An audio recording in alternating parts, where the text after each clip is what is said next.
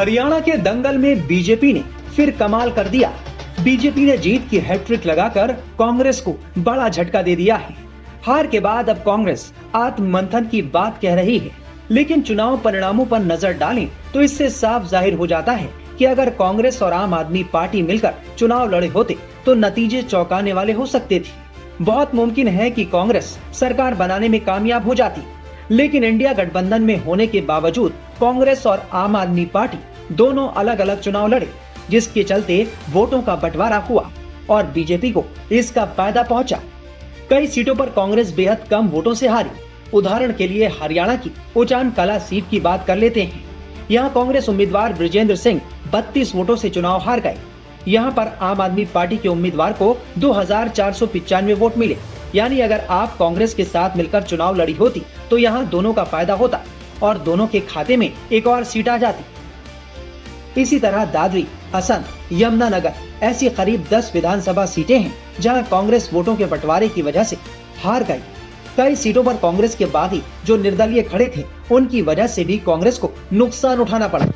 अब कांग्रेस की करारी हार पर इंडिया गठबंधन के सहयोगी दल भी कांग्रेस के खिलाफ जुबानी हमला बोल रहे हैं।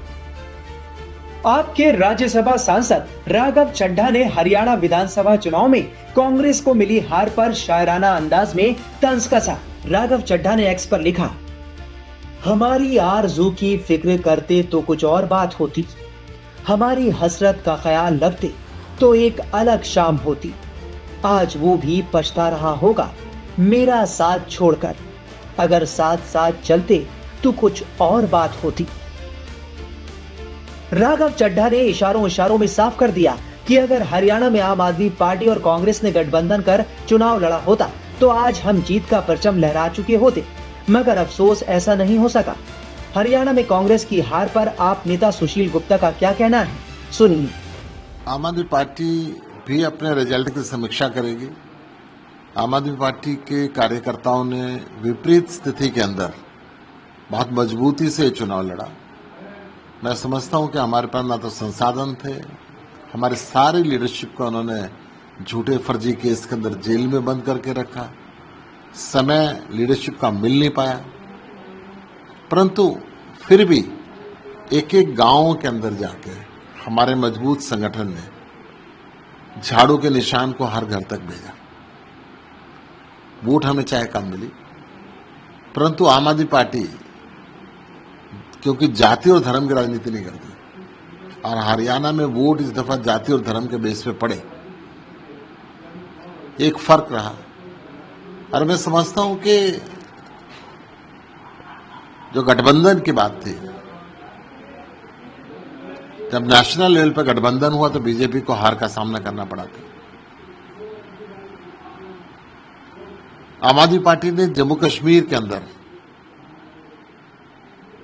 अपना खाता खोला, ज्यादातर सीटें छोड़ दी थी कि कांग्रेस अपना कुछ कर ले, और वहां पे हुआ भी।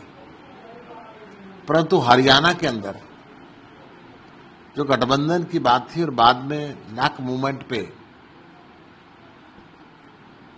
वो नहीं हो पाया, कारण जो भी रहा, मैं समझता हूं कि आज उसका खामियाजा बीजेपी की सरकार बनी, उसका भुगतना पड़ा कांग्रेस को। आत्मनिरीक्षण जरूर करना चाहिए, किसी भी चुनाव को हल्के में नहीं लेना चाहिए और ओवर कॉन्फिडेंस का भी नहीं होना चाहिए। आपका साफ कहना है कि कांग्रेस ने अगर गठबंधन किया होता तो नतीजे कुछ और होते। कम से कम 70 सीटें गठबंधन की आती और एक शानदार सरकार बनती। हरियाणा में शिक्षा के लिए, चिकित्सा के लिए, बेरोजगारी के लिए, अपराध की रोकथाम के लिए काम करते। आप लोग गठबंधन को लेकर लगातार सक्रिय दिखे। 2-3 दिन पहले तक जब नॉमिनेशन का लास्ट दिन तब तक बातचीत होती है, आप किसे इसके लिए दोषी मानते हैं गठबंधन में हो पाने के? नहीं, मैं किसी को दोषी नहीं मानता, परंतु वक्त है, जो भी इसके लिए जिम्मेदार थे उनको आत्मनिरीक्षण जरूर करना चाहिए। हालांकि कांग्रेस की हार की सबसे बड़ी वजह पार्टी के भीतर अंतर कलह का होना है, जो खुल के सबके सामने आ चुका है। एक तरफ हुड्डा गुट था तो दूसरी तरफ शैलजा गुट। टाइम्स नाउ भारत से खास बातचीत में कुमारी शैलजा ने कांग्रेस की हार पर क्या कहा, सुनिए। कांग्रेस पार्टी बिल्कुल जीत के दांतों से हार को निकाल लाई। बिल्कुल बिल्कुल, मैं खुद बहुत हैरान हूं। लोगों का यह कहना है कि जाट वोट पर ओवर डिपेंडेंस और आपको जो चुनाव लड़ने नहीं दिया, ये दलित वोट को किनारे करना, क्या इसका खामियाजा कांग्रेस पार्टी भुगत रही है हरियाणा में?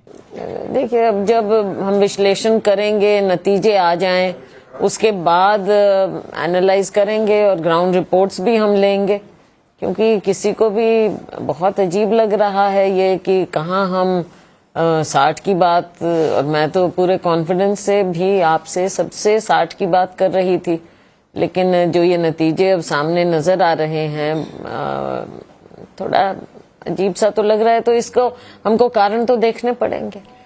शैलजा जी, सवाल ये है कि आप अगर प्लानिंग और स्ट्रेटेजाइजिंग कर रही होती, आप क्या अलग करती?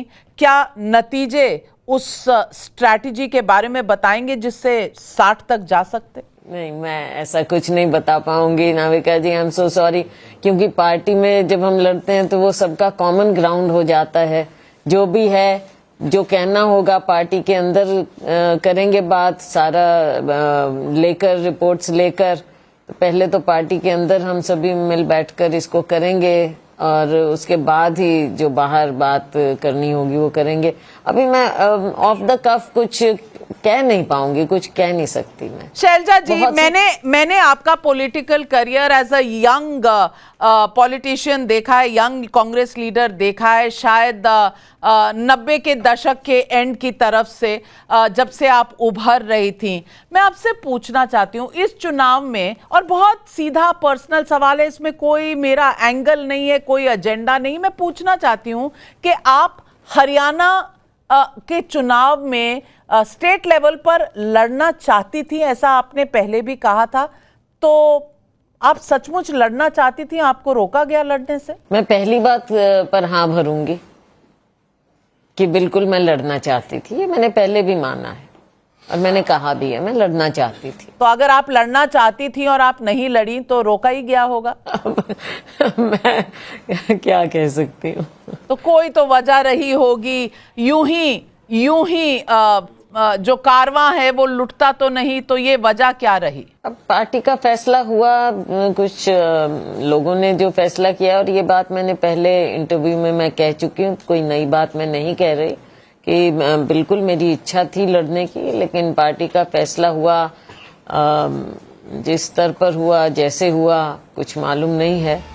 वहीं भूपेंद्र सिंह हुड्डा का कहना है कि पार्टी में किसी तरह की अंदरूनी कलह का सवाल ही नहीं है। हुड्डा ने तो ईवीएम पर सवाल उठा दी। लोकतंत्र है ये, और तंत्र एक अलग चीज होती है। तंत्र का कितना रोल है इसकी जांच करेंगे हम, क्योंकि बहुत सारी सीटें थोड़ी थोड़ी वोटों से आ रहे हैं, हम थोड़ी थोड़ी वोटों से आ रहे हैं, और कई जगह से शिकायतें भी मिली हैं, कहीं बैटरी की शिकायत मिली है, कोई मिली है, और जिस प्रकार से लोडिंग हुई है, मतलब डिले वो हुई है, उसके हिसाब से भी है। लेकिन नहीं आओ, वो हमारे जो है AICC वाले इलेक्शन कमीशन मिलेंगे, सारी बात कहेंगे, लेकिन इसमें कोई दो राय नहीं, आश्चर्यचकित हुई। क्या बड़ा कारण मानते हैं आप? आपने एक तंत्र की बात कही, लेकिन एक कांग्रेस के अंदर भी एक तंत्र काम कर रहा था। कोई लीडर 6 दिन के लिए प्रचार करने नहीं जाता है, कोई लीडर दिल्ली में बैठ के केवल इंटरव्यू करता है, वो उस तंत्र नहीं, कांग्रेस एकजुट थी, ये तो आप लोगों की बात कहानी थी। अब बीजेपी का तो आप देख रहे नहीं, विद साहब कहीं घर से नहीं निकले, रामविलास जी शर्मा जी टिकट काट दी गई थी, वो तो अलग बात है। देखो, कोई भी प्रजातांत्रिक पार्टी होगी, लोकतांत्रिक पार्टी होगी, मतभेद स्वाभाविक हो सकते हैं, लेकिन मनभेद किसी का नहीं था। साहब, कुमारी शैलजा ने आज सवाल उठाया है कि प्रॉपर कोऑर्डिनेशन नहीं था, तालमेल नहीं रखा गया था प्रॉपर। कुमारी शैलजा ने कहा है कोऑर्डिनेशन रखना किसका काम है? सबका काम है कोऑर्डिनेशन। कौन सा कोऑर्डिनेशन का मतलब की बात जब आप कर रहे हैं तो क्या आप ईवीएम की ओर इशारा कर रहे हैं? क्योंकि आपकी पार्टी ने कहा कि स्लो रिजल्ट जो है वो अनाउंस किए जा रहे थे। कुछ ना कुछ है ना, जब इसकी बात की वो करेंगे। शिकायतें मिली हैं हमारे को कि भाई बैटरी की कहीं 99% बैटरी थी, कहीं 70% थी, इस सबकी शिकायतें उम्मीदवारों ने दी हैं, वो सारी हम उनका करेंगे। बड़े साहब, एक जो बात कही जा रही है एनालिसिस के तौर पे कि जो जाट और नॉन जाट में ये चुनाव बट गया और नॉन जाट वोटों का कंसोलिडेशन, पोलराइजेशन हुआ बीजेपी के पक्ष में। इस पर आप क्या ऐसा कुछ नहीं है, ये आप लोगों के यहाँ कोई जात पात का नहीं। कांग्रेस की राजनीति है, कांग्रेस की स्पष्ट नीति है, न जात पे न हाथ पे मोहर लगेगी हाथ पे। हुड्डा साहब, अब आपके पास क्या ऑप्शन बचता है? अब तो नतीजे सामने हैं, अब ऑप्शन आपके पास क्या बचता है? क्या करने वाले आगे आप? आगे क्या करने वाले हैं? प्रजातंत्र है, जहाँ लोगों ने जो फैसला होगा वो स्वीकार करेंगे हम। लेकिन जो है कहाँ कुछ रही है तंत्र में, कहाँ कुछ हुआ, उसकी जरूर हम। भूपेंद्र सर, ईवीएम को लेकर लोकसभा चुनाव में भी तमाम सवाल खड़े हुए थे। कई सीटों पर मार्जिन को लेकर, वोटों की गिनती को लेकर सवाल हुए थे और उसके लेकर संतुष्टिपूर्ण जवाब नहीं मिला था। अभी जिस तरह के सवाल उठ रहे हैं 99% और 66% वाला, जहाँ पर नई ईवीएम्स का इस्तेमाल हुआ, बता चुके इनको लेकर किस तरीके से बता चुका मैंने। रिप्रेजेंटेशन वो एआईसीसी में जयराम ने कहा है, वो करेंगे बात। जयराम जी ने कहा है कि शिकायत जाएंगे। जयराम जी ने कहा है कि इस रिजल्ट को कांग्रेस स्वीकार नहीं करेगी। इस रिजल्ट को अंडर प्रोटेस्ट हम स्वीकार करेंगे। बहरहाल अब हरियाणा में कांग्रेस, खासकर भूपेंद्र सिंह हुड्डा शायद अब पछता रहे होंगे कि अगर आम आदमी पार्टी के साथ कांग्रेस का गठबंधन हुआ होता तो हरियाणा में नतीजे उनके पक्ष में हो सकते थे। लेकिन कांग्रेस के लिए अब देर हो चुकी है। अब देखना होगा कि कांग्रेस हरियाणा के जो परिणाम रहे उनसे क्या सबक लेती है, क्योंकि आने वाले दिनों में महाराष्ट्र, झारखंड और दिल्ली में विधानसभा चुनाव होने हैं।